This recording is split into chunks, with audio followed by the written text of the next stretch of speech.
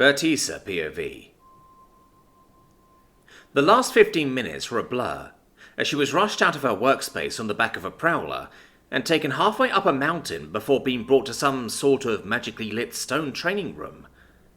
The scene was grisly, to say the least, and while she has seen worse, the acrid stench of actively dissolving flesh singed her nostrils in a way she'll never really get used to. "Alright, so you're dealing with severe slime injuries."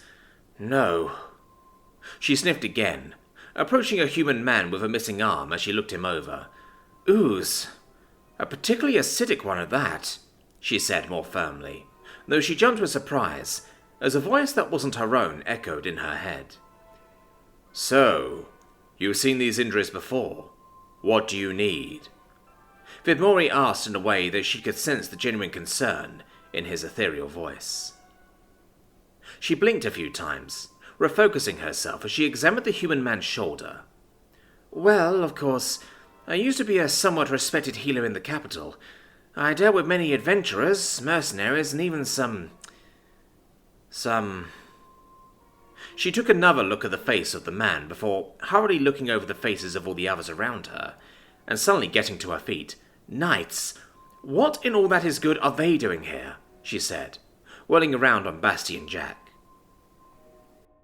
The prowler casually lay near the entrance as she catnapped after their jaunt up the mountain. Meanwhile, Jack didn't understand what was going on, flapping his wings as he looked around curiously. At that, Vidmori spoke up once more, echoing in her mind.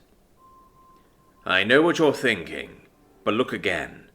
These aren't the same people who took you and the others. Not their souls, at least. I just reused their bodies."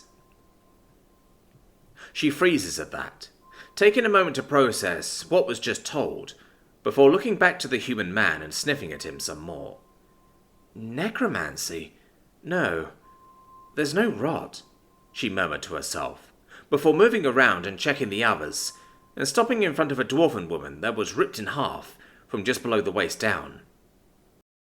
Her nostrils flinched at the stench of the acidic ooze, but she couldn't help but examine the injuries with new appreciation. "Considerable healing factor, based on what you told me and the severity of the wounds. This woman should be dead, and the ooze should have eaten up to her belly button by now. Her hand should be reduced to stumps at the wrists, not to mention the burns of ooze on her face would have eaten into her skull." She then reached out, placing a hand on the dwarf's stomach and closing her eye thoughtfully. "She's burning through mana fast." "So what do you need?" Vidmori pressed more urgently within her skull, the weight of his sheer presence almost distracting. Vertisa huffed, before looking around quickly as she came up with an idea. "I need water, lots of it, to dilute the film of ooze on this dwarf's eyes. The ooze around her leg stumps is too thick for just water, and I don't have the right ingredients to deactivate it." Looking around, she spotted the weapons, but realized they were all made of stone. "I need a metal blade. Heat it until it's glowing. Hurry!"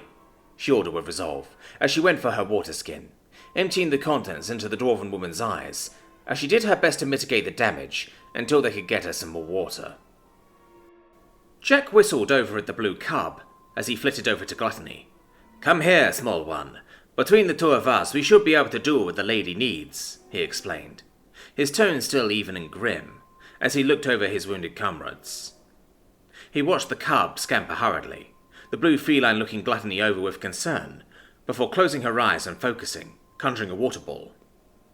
From there, Jack pitched in by adding more water to the cub's ball, and then began swirling the contents of the ball around, lowering the ball down on Gluttony's face. The dwarf visibly tensed, before relaxing with vague relief. Vertisa watched on with curious surprise at the two mana beasts, before jumping with surprise as a glowing red-hot axe clattered onto the stone beside her. She went to reach for the weapon when a large orcish woman approached, scooping up the axe by its wooden handle, before looking down at Vertisa herself. "What needs to be done?" the large woman asked, as she looked over the dwarf. Vertisa swallowed, before refocusing as she looked over the dwarf, tracing a nail a couple of inches above the ooze-affected flesh around their wrists and thighs. Cut these places. We can't let the ooze eat any more of her, and the heated metal will stop the bleeding. Keep her from using what remains of the mana that is resisting the ooze. No sooner than when Vertisa finished her instruction did Raph bring down the axe, precisely slicing and cauterizing Gluttony's limbs, as the dwarf cried out through gritted teeth, writhing uselessly before falling unconscious. Vertisa reached out, pressing her hand to the dwarf's stomach and closing her eyes before looking around at the others. She's still alive. Stable, but only just, she explained, opening her eyes and pulling away as she moved to the next injured. Come here, you two. That should be enough for her. Many of these other injuries should be easy enough to dilute with your help, and I've got something to staunch any further bleeding without having to resort to burning the wound, she explained, as Jack and the cub made their way over.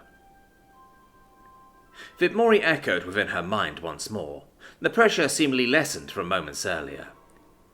Thank you for your assistance, Vertisa. I am in your debt, and that is something I don't say lightly. If you need anything at all, ask. Vertisa blanched, glancing around the room for a moment before going back to spreading a poultice over the back of a thin elven man. Well, thank you, Vitmori. I'll certainly keep that in mind. Anyways, that dwarf may have a good healing ability, as well as the rest of these people, she said with a bit of hesitancy, before clearing her throat.